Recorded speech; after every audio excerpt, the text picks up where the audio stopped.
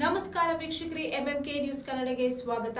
ನಾನು Sharu. Cinema ಸ್ಟಾರನಿಂದ powerful political leader ಆಗಿ ಹೊರಹೊಮ್ಮಿದ ದಳಪತಿ ಮೊದಲ ಪಕ್ಷ ಮೊದಲ ಚುನಾವಣೆಯಲ್ಲಿ ಭರ್ಜರಿ ಗೆಲುವು ಸಾಧನೆ ಮಾಡಿದ್ದಾರೆ.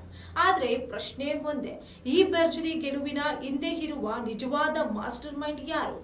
ಸೋಷಿಯಲ್ ಮೀಡಿಯಾದಲ್ಲಿ ವೈರಲ್ ಆಗುತ್ತಿರುವ ಪೋಸ್ಟ್ಗಳು ಹೇಳುವುದೇನು? ಹಾಗಾದ್ರೆ ಬನ್ನಿ ಈ ವರದಿಯಲ್ಲಿ ನೋಡೋಣ.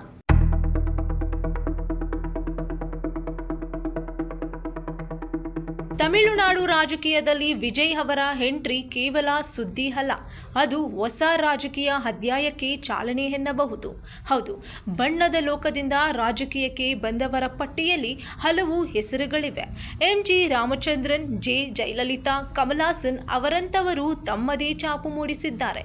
ಆದರೆ ಹೊಸ ಪಕ್ಷ ಸ್ಥಾಪಿಸಿ ಮೊದಲ ಬಾರಿಗೆ ಚುನಾವಣೆಯಲ್ಲಿ ಸ್ಪರ್ಧಿಸಿ ಗೆಲುವು ಸಾಧಿಸುವುದು ಸುಲಭದ ಮಾತಲ್ಲ. ಇದೇ ಕಾರಣಕ್ಕೆ ವಿಜಯ್ ಅವರು ಗೆಲುವು ಈಗ ದೇಶದ ರಾಜಕೀಯ ವಲಯದಲ್ಲಿ ದೊಡ್ಡ ಚರ್ಚೆಗೆ ಗ್ರಾಸವಾಗಿದೆ. ಯುವ ಜನತೆ, ಮಾಧ್ಯಮ ವರ್ಗ ಹಾಗೂ ಸಿನಿ ಅಭಿಮಾನಿಗಳ ಬೆಂಬಲ ವಿಜಯ್ಗೆ ದೊಡ್ಡ ಬಲವಾಗಿದೆ. ಅವರ ಭಾಷಣಗಳಲ್ಲಿ ಸಾಮಾಜಿಕ ನ್ಯಾಯ, ಶಿಕ್ಷಣ, ಉದ್ಯೋಗ ಮತ್ತು ಭ್ರಷ್ಟಾಚಾರ ವಿರೋಧದ ಮಾತುಗಳು ಸ್ಪಷ್ಟವಾಗಿ ಕೇಳಿ ಬರುತ್ತದೆ.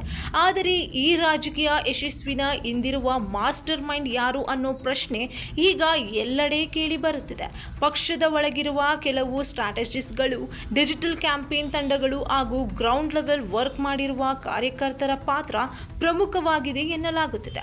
ವಿಶೇಷವಾಗಿ ಸೋಷಿಯಲ್ ಮೀಡಿಯಾದಲ್ಲಿ ವಿಜಯ್ ಬರ ಬೃಹತ್ ಕ್ಯಾಂಪೇನ್ ನಡೆಸಲಾಗಿದ್ದು, ಯುವ ಮತದಾರರನ್ನು ಸೆಳೆಯಲು ಅದೊಂದು ದೊಡ್ಡ ಕಾರಣವಾಗಿದೆ. ದುರಂತಾರ್ ರೀತಿಯಲ್ಲಿ ಕೆಲಸ ಮಾಡಿದ ತಂಡವೇ ಈ ಗೆಲುವಿನ ಸೂತ್ರಧಾರ ಎನ್ನುವ ಪೋಸ್ಟ್ಗಳು ವೈರಲ್ ಆಗುತ್ತಿವೆ. ಇನ್ನಷ್ಟು ಹೆಚ್ಚಿನ ಮಾಹಿತಿಗಾಗಿ ನಮ್ಮ ಎಂಎಂಕೆ ಯೂಟ್ಯೂಬ್ ಚಾನಲ್ನ ಸಬ್ಸ್ಕ್ರೈಬ್ ಮಾಡಿಕೊಳ್ಳಿ.